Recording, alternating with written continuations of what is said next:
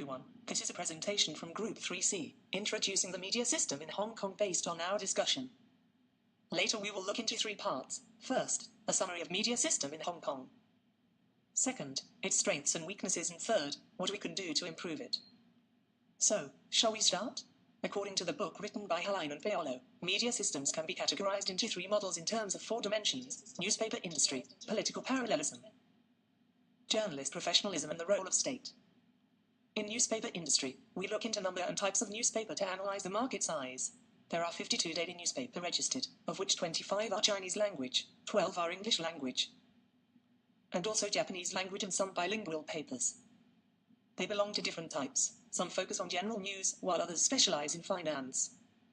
We also refer to the commercialization level and circulation rate. It is highly commercialized because most of them are supported by advertising. There are some mass circulation newspaper, for example, Apple Daily, with 130,230 pieces per day in 2016, even when today's people tend to watch news online. Another supporting point is the high rate of leadership, which suggests a large audience group. Therefore, in our opinion, Hong Kong has a relatively strong media market. Then, we analyze the political parallelism. Are there any links between ideologies or parties and newspaper? According to our discussion, we find the political parallelism here in Hong Kong resembles the notion of external pluralism.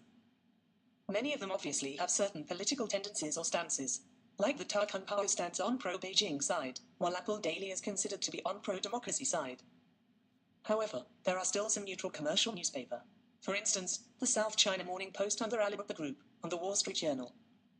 In conclusion, we argue that the links exist, but the parallelism is middle-level strong. Now it's time to move to the journalist professionalism part. Is there a tradition of professionalism? Are there codes of ethics for journalists? Firstly, we discuss about the autonomy. As shown in the latest World Press Freedom Index by Reporters Without Borders, Hong Kong is now dropped to number 73 in the world. Also, we found the TVB is increasing its self-censorship under political pressure. News Report didn't even play the entire video of the issue of 7 policemen beating a protester in Admiralty. Secondly, there are organizations to ensure institutional norms in media like the Hong Kong Journalists Association and HKPC. Besides, Hong Kong Journalist Code has published a list of ethic and behavioral responsibilities. However, a newspaper like Apple Daily has the tendency to obtain information by invading privacy and then report more celebrities' gossips, which contradicts the codes. Lastly, if we take the relative credibility of Hong Kong newspapers, the worrying low credibility implies that they are losing public's trust and hence lose the public service orientation. Therefore, we roughly conclude that there is a tradition, but the professionalism itself is just not as strong. Finally, we reach the last dimension, the role of state. What is the role of the government? Is it act as financial supporter? Is a level intervention high or low?